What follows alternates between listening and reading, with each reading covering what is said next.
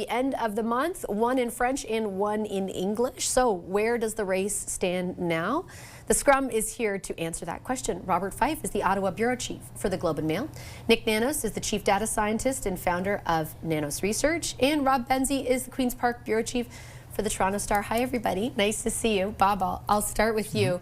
If you were to encapsulate this race where it stands 3 weeks out, what would you say at this moment? Oh, it's over. The race is all over. All right, segment done. See you later.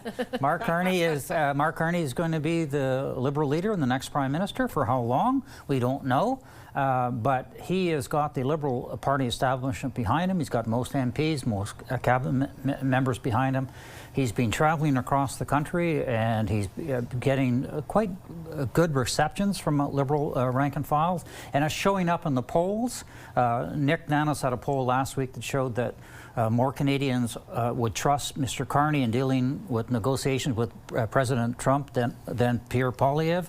And we've seen a narrowing of the gap in most of the polls. The Tories, Nick Nanos as an advocate still has the Tories ahead, but the gap seems to be narrowing. Other ones suggest that Mr. Carney is now, or the Carney-led Liberals would be ahead of the Conservatives. So, and the other thing here is the Conservative caucus met on Friday, and guess who they were attacking?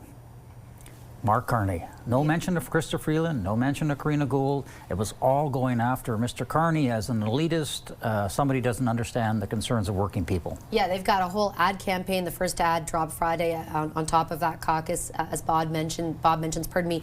Nick, your thoughts on whether or not this is a fait accompli for Mr. Carney? Almost, not quite. How about that? I think he still has to get through the debates. It's his to lose. And, you know, the fact that the Conservatives are turning their focus onto Mark Carney is probably good news for Mark Carney. It basically makes him a threat to the Conservatives. It also makes him the front runner. You know, the big question will be, you know, the Liberals have been able to close the gap in the last number of weeks. What will happen with NDP support in the coming weeks if they see that there's a Liberal candidate, in this particular case, Mark Carney, who the Conservatives are worried about? Will there be strategic voting, and could the gap even close further in the coming weeks as New Democrats potentially swing over to the Liberals? It's interesting to watch sort of the internal support for Mark Carney, Rob, and then the perception of it outside of the Liberal Party. It seems like, and I get the point people are making about it's sort of he being untested. That's why I think those debates will be important. Hopefully he does do some long-form accountability interviews in the interim, but those debates seem to be like the first time really anybody will push back in a genuine fashion on anything that he's presented. But at the face of it, the idea of him, certainly with Liberals, is resonating. Yeah, and remember, the Liberals like winners. They're not a particular ideological party. This is the shape-shifting party. It's why they've been in power twice as long as any other party in the history of our country. They can move with the times, and they can defenestrate a leader, and you know, it's like they've never existed anymore. Just ask Stéphane Dion, I mean, or Michael Ignatieff. No one talks about them anymore. And Justin Trudeau, you know, he was their winner for a while, but now that he's gone, it's like they don't even remember who he is. And that's an interesting phenomena, I think. I've just been in Washington covering the premiers who were visiting to lobby against Trump's tariffs. And the talk is about Mark Carney as the next prime minister. It's not, I mean, Pierre Poilievre is just not a known commodity outside of Ottawa, really. I mean, he is, I guess he's getting better known in Canada because he's had a very effective ad campaign and his messaging has been good. But his messaging also sounds a little dated. This Canada is broken narrative, Vashi. It doesn't sell now when you have an existential threat from Donald Trump talking about us as the 51st state. Carbon tax. Well, it's not a carbon tax election if the new prime minister gets rid of the carbon tax. So there's all of these things that they pin their hopes on. And I think the ground has moved and shifted, and Nick's polls have detected that. How soon do you think, and all the candidates weighing in on this, Bob, that as a result of what both our colleagues just laid out, if it is Mark Carney, he'll go to the polls right away? He certainly suggested that. Earlier this week he said that he would look at an emergency package if it was needed, but maybe we'd need a fresh mandate to go to the poll. A lot of Liberals are saying, as soon as you become Prime Minister, don't fool around, call a snap election, because the Conservatives have $41 million And if you hang in for a long period of time, they're going to turn their guns on negative advertising on you that are really going to cause a lot of serious harm to his reputation. So I think he will go very quickly after he becomes Prime Minister.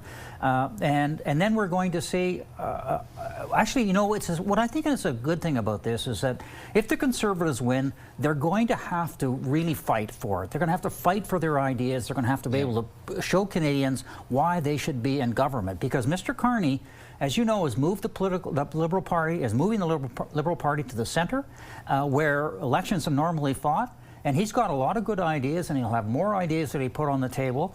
And it's going to be a real battle of ideas. And, you know, Mr. Poilievre is not going to get away with these slogans that he gets away with, carbon tax, Carney, and all that sort of stuff. He's going to have to tell Canadians how he would deal with Donald Trump specifically, strategically, and in tone.